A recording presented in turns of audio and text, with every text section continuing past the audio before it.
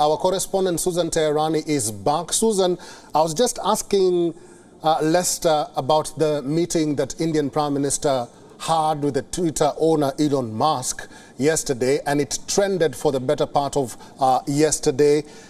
Americans still talking about that meeting between Prime Minister Modi and Elon Musk and the possibilities of Tesla coming to India.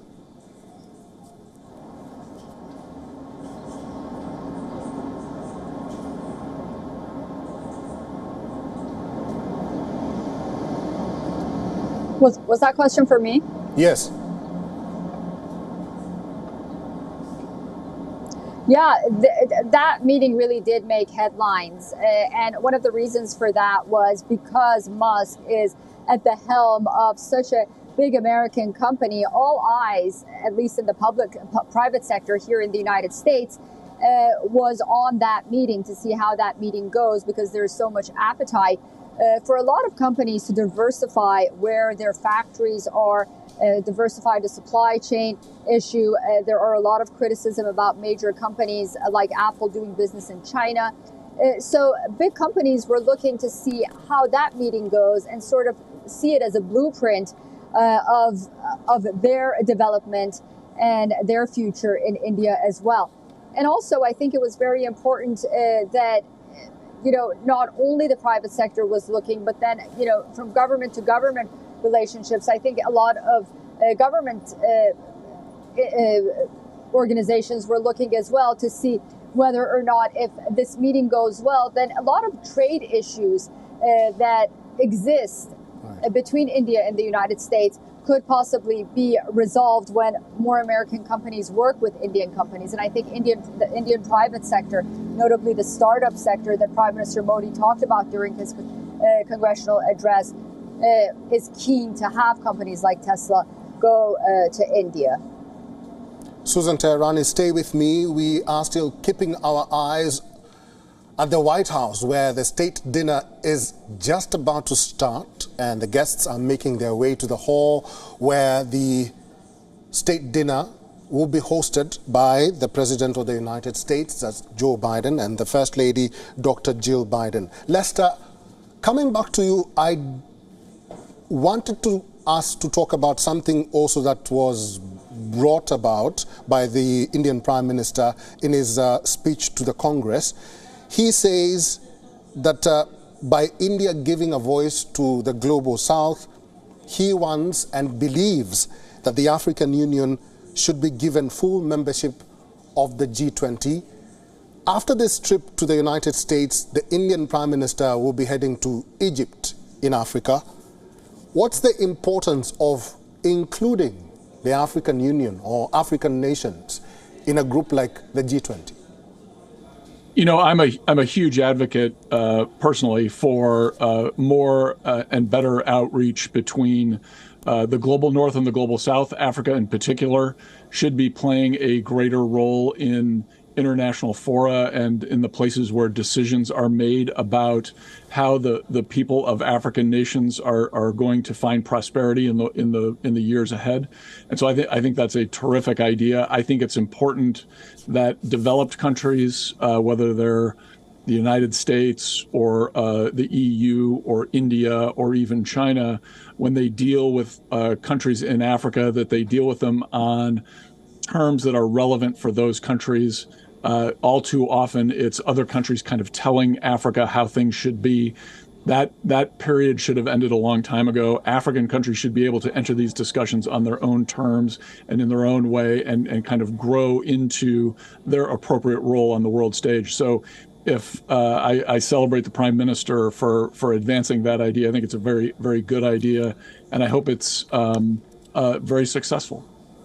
Susan Teherani, let's talk about Biden's speech before the at the press conference. He did say that critical regional and global issues need a combined effort, and that's why the United States of America is partnering with India.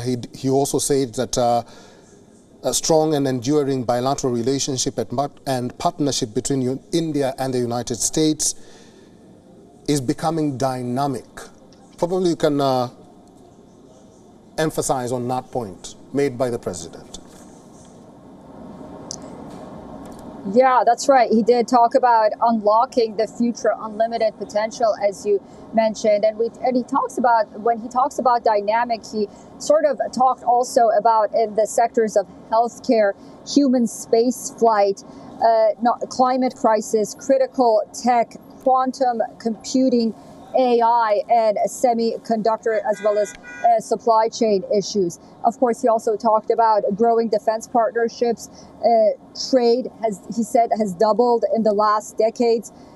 And he said that the fact that America will be building Boeing aircrafts, that will create about 1 million jobs in 44 states across the United States. And he also said that the Boeing, basically American manufacturing, is back. I do want to say, after all, President Biden is also candidate Biden right now. So that part of that address to the members of the media about American manufacturing is back.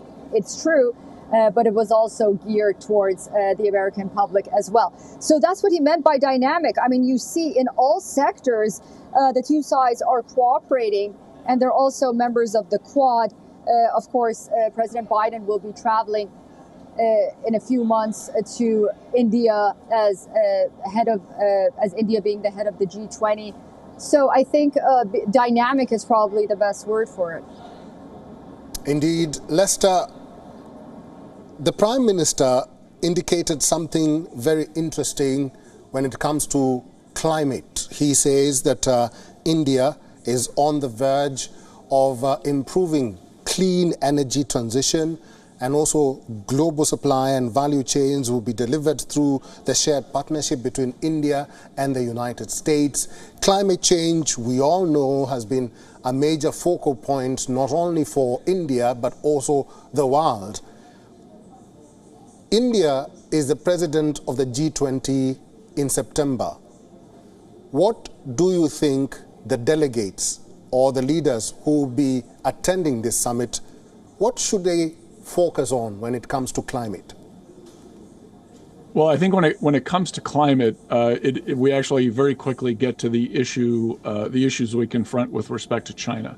All too much of alternative energy supply chains and sectors of our economy are completely reliant on production in China, which is not a constructive way forward. So I think India can show some real leadership at the G20 by including the business community, the global business community, showing that there should be ways going forward to promote foreign direct investment in places like India, to provide alternatives to reliance on China for much of these products. Solar panels, critical minerals, there's a whole host of components within that supply chain where we're way too reliant on China for those supplies. So if India can help the rest of the world diversify the supply chains with respect to climate change, that would be a really wonderful thing, I think, for the whole globe. All right, I've been talking to Lester Manson. He's a senior fellow, National Security Institute, and also our correspondent, Susan Teherani. Thank you guys for talking to us on WION World is One. We are still waiting for the Prime Minister to make his way to the White House for the state dinner.